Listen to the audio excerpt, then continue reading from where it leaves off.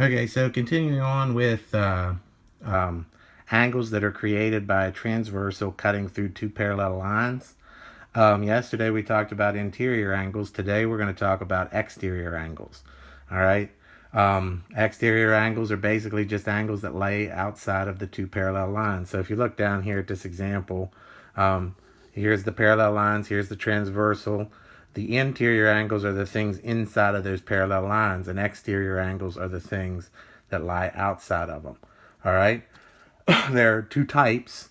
In this case, we have alternate exterior angles, and that's just how it sounds. Alternate means on opposite sides of the line. So in this case, 1 and 4 are on opposite sides of the line, and they're exterior. They're outside of the bounds of these parallel lines.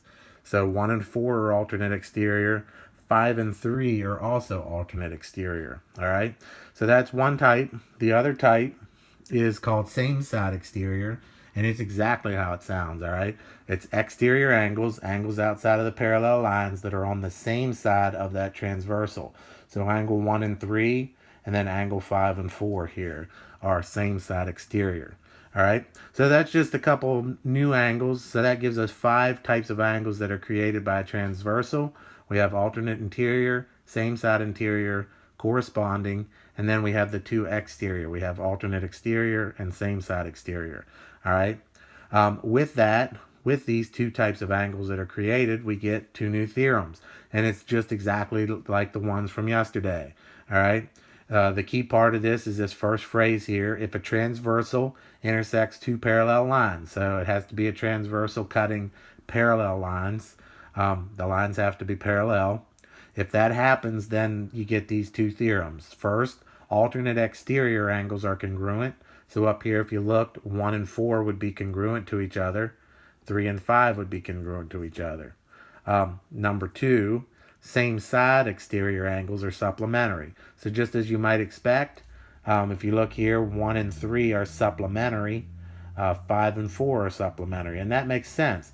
If 1 and 4 are equal, then 3 would have to be supplementary to 4. And since 4 is equal to 1, 3 would also have to be supplementary with 1. All right. So those are two new theorems. Now you have 5 theorems to prove angles congruent.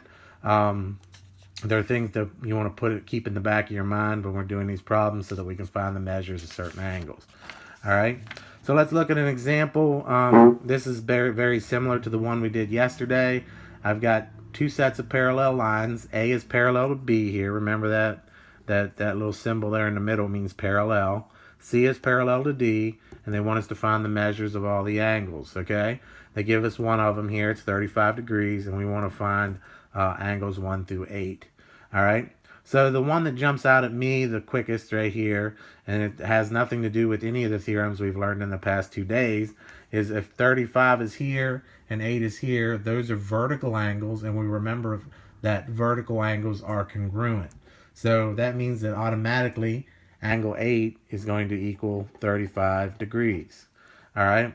Now, if you want, there's several different ways that you can find the angles here. You don't even really need the theorems from today. We can still use the same theorems from yesterday to figure these out. But if you want to go by today's theorems, notice that 8 and 1 are alternate exterior angles, all right?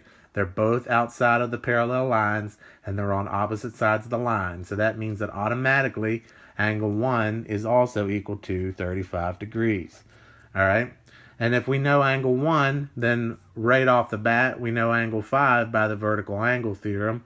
Vertical angles are congruent, so angle 5 is also 35 degrees. All right?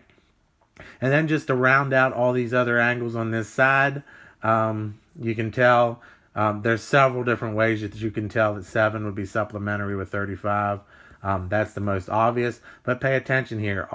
Same side exterior, 1 and 7, those are supplementary as well. So if angle 1 is equal to 35, then angle 7 has to be 180 minus 35. So 180 minus 35, and that would leave us with 145 degrees for angle 7.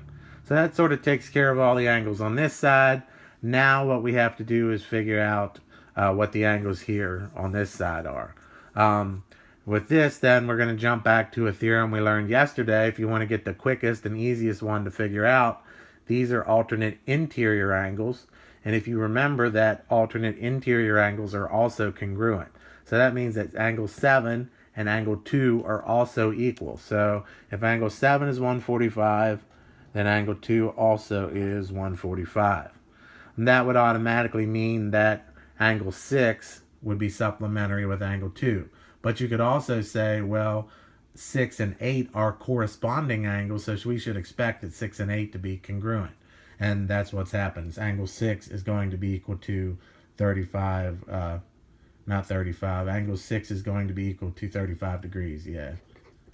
So, yeah, angle 6 and angle 8 are equal to each other.